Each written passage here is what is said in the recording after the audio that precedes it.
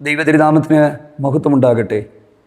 വേദനകളുടെയും പ്രതിസന്ധികളുടെയും മുൻപിൽ ഉരുവിട്ട് പ്രാർത്ഥിക്കാനായിട്ടുള്ള ഒരു ദൈവവചനം 3 പ്രാവശ്യം കർത്താവായ യേശു ക്രിസ്തു ഉരുവിട്ട് പ്രാർത്ഥിച്ചു എന്ന് ബൈബിളിൽ രേഖപ്പെടുത്തിയിരിക്കുന്ന ഒരു ഭാഗം. ആ ഭാഗത്തിൽ നിന്നാണ് അല്പസമയങ്ങൾ ചിന്തിക്കുവാനായിട്ട് ആഗ്രഹിക്കുന്നത്. പ്രതിസന്ധികളിൽ പല സമയങ്ങളിലും വിടുതലിന് വേണ്ടിയാണ് നമ്മൾ ദൈവസന്നിധിയിൽ പ്രാർത്ഥിക്കുന്നത്. എന്നാൽ നാം പ്രതീക്ഷിക്കുന്നത് പോലെ ഒരു വിടുതൽ നമ്മുടെ ജീവിതത്തിൽ ഉണ്ടായില്ലെങ്കിലും ഭാരപ്പെടരുത്. അതിൻ്റെ പിന്നിൽ ദൈവത്തിന് ഒരു ഉദ്ദേശം ഉണ്ടാകണം. മിക്ക സമയത്ത് നമ്മൾ പ്രാർത്ഥിക്കുന്നത് ഒരു വിടുതലിന് വേണ്ടിയാണ്. പക്ഷേ നമ്മൾ പ്രതീക്ഷിക്കുന്നത് പോലെ എല്ലായ്പ്പോഴും ദൈവിക വിടുതലുകൾ ലഭിക്കണമെന്നില്ല. ചിലതിലൂടെ നമ്മൾ കടന്നു പോയാലേ പറ്റത്തുള്ളൂ. ആ കടന്നു പോകുന്നത് എന്തിനാണ്? നമ്മൾ ഉടഞ്ഞ് തകർന്ന് ഇല്ലാതായിത്തീരുന്നു എന്ന് ചിന്തിക്കുമ്പോഴും അതിനപ്പുറത്ത് ഒരു ഉയർത്തെഴുന്നേൽപ്പുണ്ട്. ഗത്സമനയിൽ യേശു 3 പ്രാവശ്യം ഉരുവിട്ട് പ്രാർത്ഥിച്ച ഒരു പ്രാർത്ഥന. ആ പ്രാർത്ഥന ദൈവത്താൽ ഉപയോഗിക്കപ്പെടുവാനായിട്ട് ആഗ്രഹിക്കുന്നുവെങ്കിൽ, ദൈവകരങ്ങളിൽ ഒരു ഇണങ്ങിയ ആയുധമായി മാറണമെങ്കിൽ ആ പ്രാർത്ഥന നമുക്ക് മാതൃകയാക്കി നമ്മുടെ പ്രാർത്ഥനകളിൽ നമുക്കത് ചേർത്ത് പ്രാർത്ഥിക്കാനായിട്ട് പറ്റും. ഗത്സമന എല്ലാവരും വെറുക്കുന്നൊരു സ്ഥലമാണ്. കാരണം അവഗണനയുടെയും ഒറ്റപ്പെടലിൻ്റെയും കൂടെ നിന്നവർ മാറി നടന്നതുമായ സ്ഥലമാണ് ഗത്സമന. പക്ഷെ ഞാൻ ഈ വേദഭാഗം വായിച്ച് ധ്യാനിച്ചപ്പോൾ ജീവിതത്തോട് വളരെ ചേർന്ന് കിടക്കുന്നൊരു സ്ഥലമായിട്ട് എനിക്ക് ഗത്സമന തോന്നി. കാരണം ശരിക്കും നമ്മുടെ ഒരു ആത്മീയ ജീവിതത്തിൽ ദൈവം നമ്മളെ ഉപയോഗിക്കുന്നതിന് മുമ്പ്, ചില ദൈവാനുഗ്രഹങ്ങൾ നമ്മുടെ ജീവിതത്തിൽ വരുന്നതിന് മുമ്പ് നാം എല്ലാവരും ഈ ഗത്സമനയിലൂടെ കടന്നു പോയാലേ പറ്റുള്ളൂ. ഞാൻ എൻ്റെ ജീവിതത്തിലേക്കും ഈ ഭാഗം വായിച്ച് ധ്യാനിച്ചപ്പോൾ ഒന്ന് തിരിഞ്ഞു നോക്കിയപ്പോൾ ഒരുപാട് വേദനകളും ഒരുപാട് ഒറ്റപ്പെടലുകളും ഒരുപാട് സങ്കടങ്ങളും ജീവിതത്തിൽ വന്നിട്ടുണ്ട്. നോക്കുക, യേശു കർത്താവ് ആ ഒരു ഗത്സമനയിൽ വന്നപ്പോൾ അവിടെ സംഭവിച്ച 4 കാര്യങ്ങൾ ഞാൻ നിങ്ങളോട് പറയാനായിട്ട് ആഗ്രഹിക്കുകയാണ്. ഒന്ന്, കൂടെ നടന്നവർ തന്നെ വിട്ടിട്ട് പോയി. കൂടെ പ്രാർത്ഥിക്കാനായിട്ട് വിളിച്ചുകൊണ്ട് വന്ന ആൾ അവിടെ ഇല്ല. സ്നേഹിച്ചവൻ ഒറ്റിക്കൊടുക്കാനായിട്ട് നടക്കുന്നു. ശാരീരികവും മാനസികവുമായ സങ്കടങ്ങൾ വേറെ. ഇരുളിൻ്റെ ശക്തികൾ എല്ലാം അവസാനിപ്പിക്കാനായി ഒന്നിച്ച് പോരാടിയ ആ ഒരു പോരാട്ട സമയം, അതാണ് ശരിക്കും ഗത്സമന എന്ന് പറയുന്നത്. ഈ അത്ഭുതങ്ങൾ നടന്നപ്പോഴും അടയാളങ്ങൾ നടന്നപ്പോഴും ആയിരക്കണക്കിന് ആളുകൾ കൂടെ ഉണ്ടായിരുന്നു. കൂടെ ഇരിക്കാനും അപ്പം വിളമ്പിക്കൊടുക്കാനും ഞങ്ങളുടെ രാജാവായിട്ട് വന്നിരിക്കുക എന്ന് പറയാനുമൊക്കെ ഒരുപാട് ആളുകളുണ്ടായിരുന്നു. പക്ഷേ ഗത്സമനയിൽ കൂടെ ഒന്നിരുന്ന് പ്രാർത്ഥിക്കാൻ പോലും ആരും ഇല്ലാത്ത ആ ഒരു സമയം. പക്ഷേ നമ്മുടെ ജീവിതത്തിലും നമ്മൾ സമാനമായ സാഹചര്യത്തിലൂടെ കടന്നു പോകുന്നുണ്ടാകാം. ചിലർ പോകുന്നുണ്ടാകാം, പോയിട്ടുണ്ടാകാം, പോകേണ്ടി വരുമായിരിക്കും. പക്ഷേ അവിടെ നമ്മൾ തിരിച്ചറിയേണ്ടുന്ന ഒരു ദൈവത്തിൻ്റെ ഹിതമുണ്ട്. 3 പ്രാവശ്യം യേശു ഉരുവിട്ട് പ്രാർത്ഥിച്ച പ്രാർത്ഥന ബൈബിളിൽ അങ്ങനെ തന്നെയാണ് എഴുതിയിരിക്കുന്നത്. വിശുദ്ധ മത്തായി എഴുതിയ സുവിശേഷം 26-ാം അധ്യായത്തിൻ്റെ 44-ാമത്തെ വാക്യമാണ് അവരെ വിട്ട് 3ാമതും യേശു കർത്താവ് ആ വചനം തന്നെ ഉരുവിട്ട് പ്രാർത്ഥിച്ചു. 3 പ്രാവശ്യം പ്രാർത്ഥിച്ചൊരു പ്രാർത്ഥന. 3 എന്ന് പറയുന്നത് പൂർണ്ണതയുടെ സംഖ്യയാണ്. ബൈബിളിൽ 3-ന് ഒരുപാട് പ്രാധാന്യമുണ്ട്. 3 പ്രാവശ്യം സ്നേഹിക്കുന്നു എന്ന് ചോദിച്ചു. 3 പ്രാവശ്യം ജഡത്തിലെ ശൂലം നീങ്ങിപ്പോകാനായി പ്രാർത്ഥിച്ചു. ഇവിടെ 3 പ്രാവശ്യം പ്രാർത്ഥിച്ചു. 3-ന് പ്രാധാന്യമുണ്ട്. 3 പ്രാവശ്യം ഒരേ പ്രാർത്ഥന കർത്താവ് പ്രാർത്ഥിക്കുകയാണ്. എങ്ങനെ? ദൈവമുമ്പിൽ കവിണ് വീണ് സങ്കടത്തോടെയുള്ള ആ ഒരു പ്രാർത്ഥന. ആ പ്രാർത്ഥന, പിതാവേ, കഴിയുമെങ്കിൽ ഈ പാനപാത്രം എങ്കിൽ നിന്ന് നീക്കണമേ. അല്ല, എൻ്റെ ഇഷ്ടമല്ല, അങ്ങയുടെ ഇഷ്ടം തന്നെ, അതെ, അങ്ങയുടെ ഇഷ്ടം പോലെ നടക്കട്ടെ. അതാണ് ആ പ്രാർത്ഥനയുടെ ഉള്ളടക്കം എന്ന് പറയുന്നത്. പല സമയത്ത് നമ്മളും ചിലതൊക്കെ മാറാനായിട്ട് പ്രാർത്ഥിക്കും. നമ്മൾ പ്രതീക്ഷിക്കുന്നത് നമുക്ക് ഈ പ്രശ്നത്തിൽ നിന്നൊരു മാറ്റം വേണം, ഈ പ്രതിസന്ധികളിൽ നിന്ന് എനിക്കൊരു വിടുതൽ ആവശ്യമാണ്, എനിക്ക് എങ്ങനെയെങ്കിലും ഇതിൽ നിന്നൊന്ന് രക്ഷപ്പെട്ടാൽ മതി. പക്ഷേ നമ്മൾ എത്ര പ്രാർത്ഥിച്ചിട്ടും ഉപവസിച്ചിട്ടും ദൈവത്തിലെ ആശ്രയിച്ചിട്ടും ഇത് മാറുന്നില്ല. ഇത് കൂടിക്കൂടി വരികയാണെങ്കിൽ അവിടെ പ്രാർത്ഥിക്കേണ്ട ഒരു പ്രാർത്ഥന വിടുതലിന് വേണ്ടിയല്ല, ദൈവ ഇഷ്ടത്തിനായുള്ള പ്രാർത്ഥനകളാണ്. കാരണം ചിലത് നമുക്ക് നിയമിച്ചിരിക്കുകയാണ്, ചിലതിലൂടെ നമ്മൾ കടന്നു പോയാലേ പറ്റത്തുള്ളൂ. വളരെ പെട്ടെന്ന് ഞാൻ ആ ഭാഗങ്ങളിലേക്കൊക്കെ ഒന്ന് പോവുകയാണ്. ഞാൻ പറഞ്ഞു, 4 തരത്തിലുള്ള സങ്കടങ്ങളാണ് അവിടെ ഉണ്ടായത്. ഒന്ന്, കൂടെ ഇരുന്ന് പ്രാർത്ഥിക്കാനായി സ്നേഹിച്ചവരെയും കൊണ്ട് ഗത്സമനയിലേക്ക് വന്നു. അവിടെ ദൈവപുത്രനായവൻ, ആമേൻ, സൃഷ്ടികളോട് പറയുകയാണ്, എന്നോടുകൂടെ ഒരു നാഴികയെങ്കിലും ഉണർന്നിരിക്കാൻ നിങ്ങൾക്ക് കഴിയുന്നില്ലേ? നമ്മളും പല സമയങ്ങളിലും കൂടെ പ്രാർത്ഥിക്കുമെന്ന്, ഒന്ന് സഹായിക്കുമെന്ന് ഒക്കെ നമ്മൾ പ്രതീക്ഷിക്കുന്ന പലരും നമ്മളെ വിട്ട് മാറുന്ന ചില സമയങ്ങളുണ്ട്. അത് നമ്മൾ മനസ്സിലാക്കണം, നമ്മളത് തിരിച്ചറിയണം. മാനുഷികമായ ബന്ധങ്ങളും സ്നേഹങ്ങളും ഒന്നും എല്ലാ കാലത്തും ഒരു പക്ഷേ നിലനിൽക്കില്ല. നമ്മൾ പ്രതീക്ഷിക്കുന്നത് പോലെ നമ്മളെ ഈ ദൈവം സഹായിക്കുന്നതിനെക്കുറിച്ചും ദൈവം നടത്തുന്നതിനെക്കുറിച്ചും നമ്മളൊന്ന് മനസ്സിലാക്കുന്നതെന്നല്ല. നമ്മൾ ചില സമയത്ത് ആ വ്യക്തി എന്നെ സഹായിക്കും, ഇന്നയാൾ എന്നെ സഹായിക്കും, എന്നെ സഹായിക്കാമെന്ന് പറഞ്ഞൊരാളുണ്ട്, അവർ സഹായിക്കും.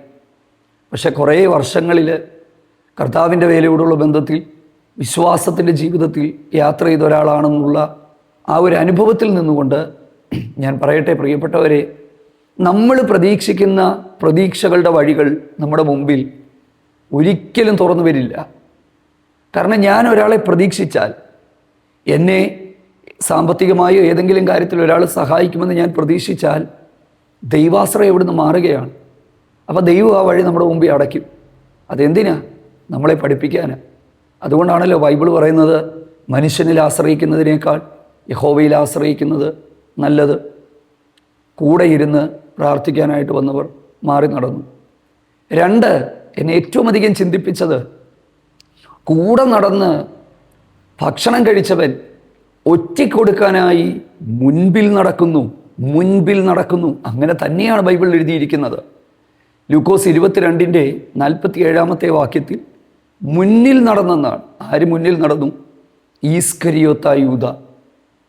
ഇത്രയും നാൾ കൂടെ നടന്നതാണ്, എല്ലാ കാര്യവും ചെയ്തതാണ്, സാമ്പത്തികമായ കാര്യങ്ങളുടെ എല്ലാ ഉത്തരവാദിത്വം അദ്ദേഹത്തിനായിരുന്നു. പക്ഷേ ഒറ്റിക്കൊടുക്കാനായി, എൻ്റെ പ്രിയപ്പെട്ടവരെ, യേശുവിനെ പിടിച്ചുകൊണ്ടു പോകാൻ വരുന്നവർക്ക് വഴികാട്ടിയായി മുന്നിൽ നിന്നുകൊണ്ട് മുമ്പോട്ട് പോകുമ്പോൾ നമ്മൾ പ്രതീക്ഷിക്കും, കഴിഞ്ഞ ദിവസം വരെ കൂടെ നിന്നവനാണല്ലോ, ഇന്നവൻ വേണ്ട മുന്നിൽ നിൽക്കുന്നെന്ന്.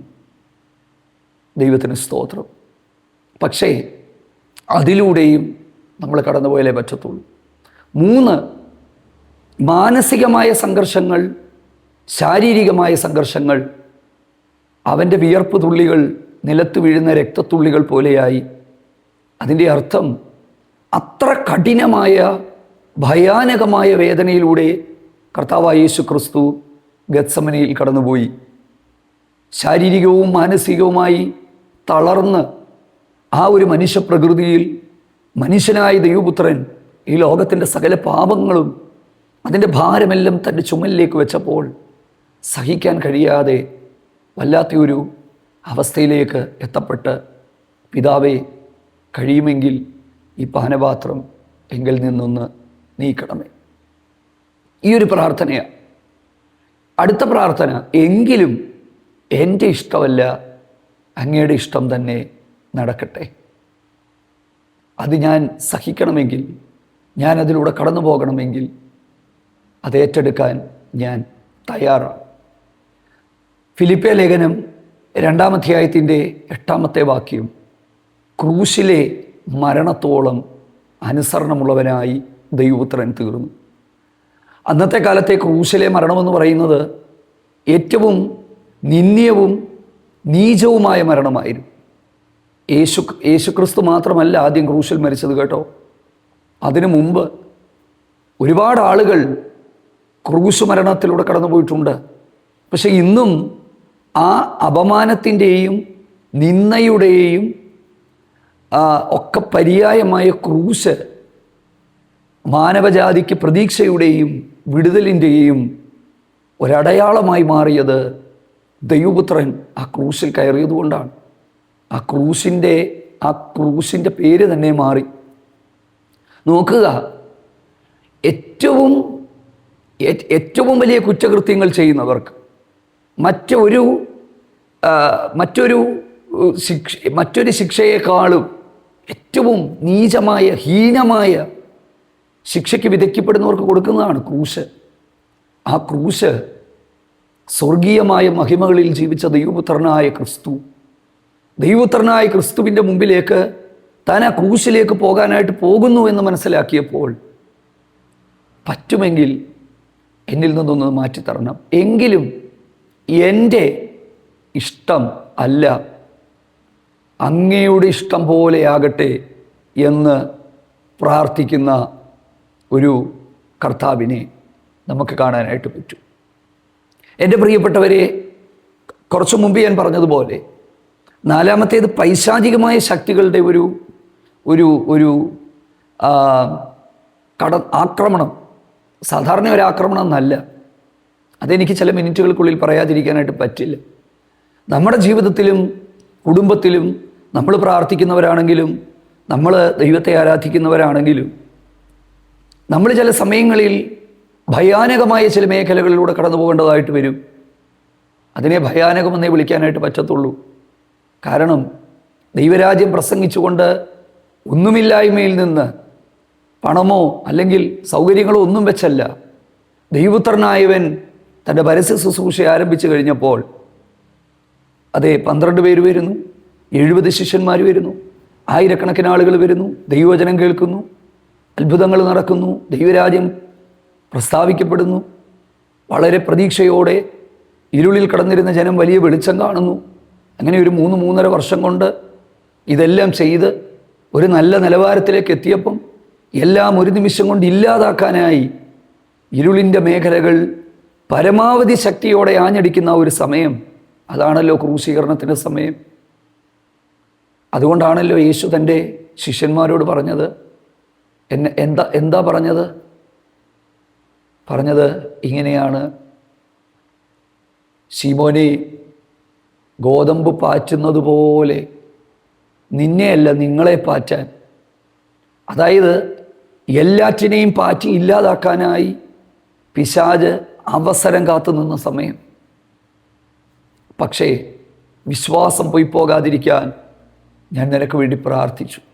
എല്ലാം ഇല്ലാതാക്കാൻ ഒരു നിമിഷം കൊണ്ട് ശ്രമിക്കുമ്പോഴും ഒരുപക്ഷെ മനുഷ്യൻ കാണുമ്പോൾ ഗത്സമനയോടുകൂടി സകലതും അവസാനിക്കാനായി പോവുകയാണ്.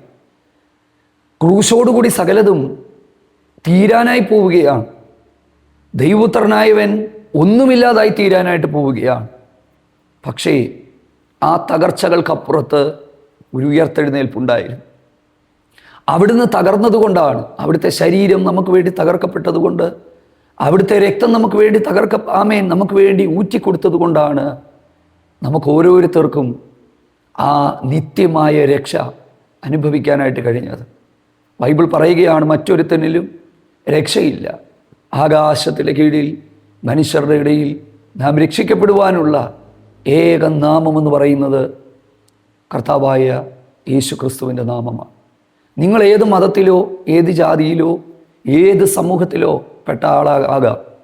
ഞാൻ നന്നായി മനസ്സിലാക്കുന്നു, നാനാജാതി മതസ്ഥരായ ആളുകൾ ഈ വീഡിയോ കാണുന്നുണ്ട്. പേഴ്സണലി പലരും മെസ്സേജ് അയക്കുമ്പോൾ എനിക്കറിയാം. പക്ഷെ ഞാൻ ആ ഐഡൻറ്റിറ്റി ഒന്നും ഞാൻ വെളിപ്പെടുത്തുന്നില്ല ആരുടെയും. സ്നേഹത്തോടെ ഞാൻ പറയാം, ഏതെങ്കിലും സംഘടനയ്ക്കോ ഏതെങ്കിലും മതത്തിനോ ഏതെങ്കിലും ഒരു കൂട്ടം ആളുകൾക്ക് വേണ്ടിയോ അല്ല യേശു കാൽവറിയിൽ മരിച്ചത്. സകല മാനവജാതിയുടെയും പാപത്തിൻ്റെ പരിഹാരത്തിനായിട്ട് ആണ്. നിങ്ങൾ ഏത് വിശ്വാസത്തിലുള്ളയാളാണെങ്കിലും നിങ്ങളായിരിക്കുന്ന സ്ഥലത്ത് നിന്ന് ഒരു വലിയ പ്രതിസന്ധിയിലും വേദനയിലും നിങ്ങൾ കടന്നു പോകുന്ന ആളാണെങ്കിലും, യേശുവേ, ഞാൻ എൻ്റെ ജീവിതം നിനക്ക് വേണ്ടി തരുന്നു, അവിടുന്ന് എൻ്റെ രക്ഷകനും കർത്താവുമാണെന്ന് ഞാൻ മനസ്സിലാക്കുന്നു, ഏറ്റെടുക്കുന്നു, ഇത് പറഞ്ഞുകൊണ്ട് ക്രിസ്തുവിനോടുകൂടിയുള്ള ഒരു ജീവിതം നിങ്ങൾ ആരംഭിക്കുകയും ഒരു നിത്യതയ്ക്കായിട്ട് നിങ്ങളുടെ ജീവനെ ഒരുക്കുകയും ചെയ്യുക. ശ്രദ്ധിക്കുക, ഇങ്ങനെയൊരു കാര്യത്തിലേക്ക് പോകുന്നതിന് മുൻപാണ് ഗത്സമനയിലെ ആ പ്രാർത്ഥന. എന്താണ് ആ പ്രാർത്ഥന? പിതാവേ, കഴിയുമെങ്കിൽ ഈ പാനപാത്രം എങ്കിൽ നിന്ന് നീക്കണം. എന്തായിരുന്നു ആ പാനപാത്രം? ഇവിടെ പാനപാത്രം എന്നതുകൊണ്ട് ക്രിസ്തുവിൻ്റെ കഠിനമായ ഭയാനകമായ പീഡാനുഭവങ്ങളെയും കഷ്ടതകളെയുമാണ് ഈ പാനപാത്രം കാണിക്കുന്നത്. ദൈവപുത്രനായിട്ട് പോലും അത് സഹിക്കാൻ പറ്റാത്തതുപോലെ തോന്നി, അത്ര ഭയാനകമാണ്. കഴിയുമെങ്കിൽ ഈ പാനപാത്രം ഒന്ന് എന്നിൽ നിന്നൊന്ന് നീക്കണമേ, എങ്കിലും എൻ്റെ ഇഷ്ടമല്ല, അങ്ങയുടെ ഇഷ്ടം പിതാവേ, അങ്ങയുടെ ഇഷ്ടം. എന്നോട് ചേർന്ന് ഒരു നിമിഷം നിങ്ങളും പ്രാർത്ഥിക്കുമോ?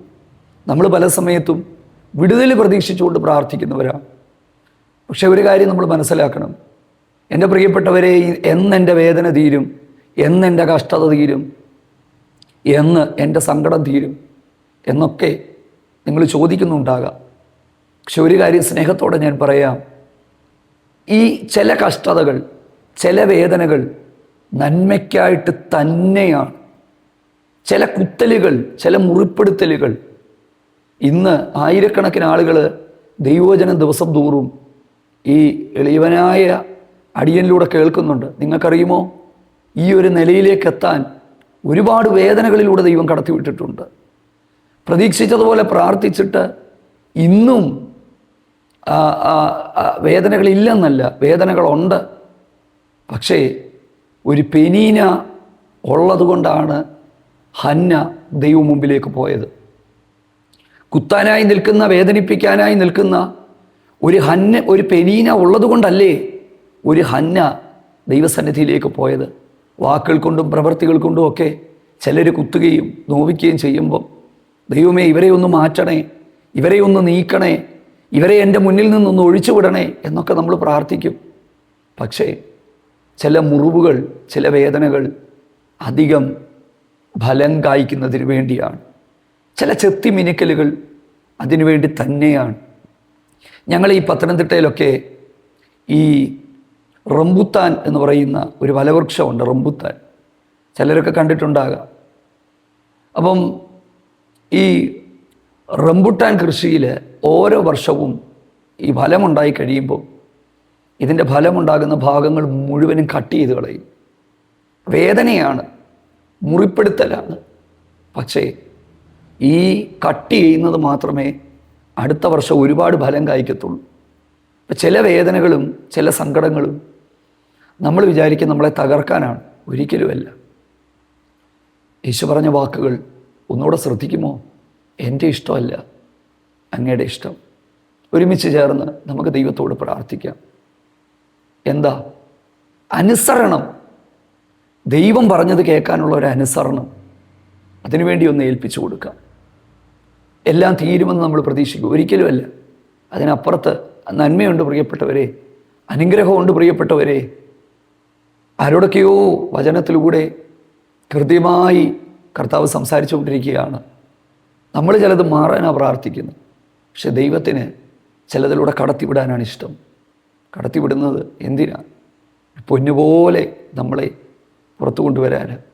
അതുകൊണ്ട് ആ വിശ്വാസത്തിൻ്റെ പരിശോധന വലിയതെന്ന് ബൈബിൾ പറയുന്നത്. മറ്റൊരു കാര്യം കൂടെ പറയാം, ദൈവദൂതന്മാരിറങ്ങുന്നതും ഇങ്ങനെ ഒരു സ്ഥലത്താണ്. ഗത്സമനയിലല്ലേ ശക്തിപ്പെടുത്താനായി ഒരു ദൂതൻ ഇറങ്ങിയത്. പ്രാർത്ഥിക്കാം. കർത്താവേ, ഞങ്ങൾ കടന്നു പോകുന്ന സാഹചര്യങ്ങൾ ദൈവം അറിയുന്നല്ലോ. ഞങ്ങളെ തകർക്കാനല്ല, ഞങ്ങളെ പണിയാനാണ്. ഈ തിരുവചന സന്ദേശം കേട്ടുകൊണ്ടിരിക്കുന്ന പ്രിയപ്പെട്ടവർക്ക് വേണ്ടിയൊക്കെ അടിയൻ പ്രാർത്ഥിക്കുകയാണ്. ദൈവമേ, ഞങ്ങൾ പലതും മാറാനായി പ്രാർത്ഥിക്കുന്നവരാണ്. പക്ഷേ അവിടുന്ന് ഞങ്ങളെ ചില സാഹചര്യങ്ങളിലൂടെ കടത്തിവിടുന്നത് ഞങ്ങളെ ഒന്ന് ബോധവാന്മാരാക്കാനാണ്, ഞങ്ങളെ ദൈവകരങ്ങളിലെ ഒരു മികച്ച ഉപകരണമായി മാറ്റാനാണ്. ക്രിസ്തുവിൻ്റെ കഷ്ടങ്ങൾക്ക് പങ്കുള്ളവരാകും തോറും സന്തോഷിപ്പീൻ എന്ന് ബൈബിൾ പറയുന്നത് പോലെ ഞങ്ങളെ തന്നെ സമർപ്പിക്കുന്നു. അവിടുത്തെ ആത്മാവ് ഞങ്ങളെ വഴി നടത്തണം. ഞങ്ങളുടെ ജനത്തെ ഒരുമിച്ച് അനുഗ്രഹിക്കണം. അനേകർ ഈ ദിവസങ്ങളിൽ ഈ ദൈവവചനം കേട്ട് സ്വന്തം ഇഷ്ടങ്ങൾ ദൈവത്തെ കൊണ്ട് സാധിപ്പിക്കുന്നവരായിട്ടല്ലല്ലോ, ദൈവേഷ്ടം നിവർത്തിക്കുന്നവരായി തീരാൻ കൃപ നൽകണം. യേശു ക്രിസ്തുവിൻ നാമത്തിൽ തന്നെ ആമേൻ. God bless you. ദൈവം എല്ലാവരെയും ധാരാളമായിട്ട് സഹായിക്കട്ടെ.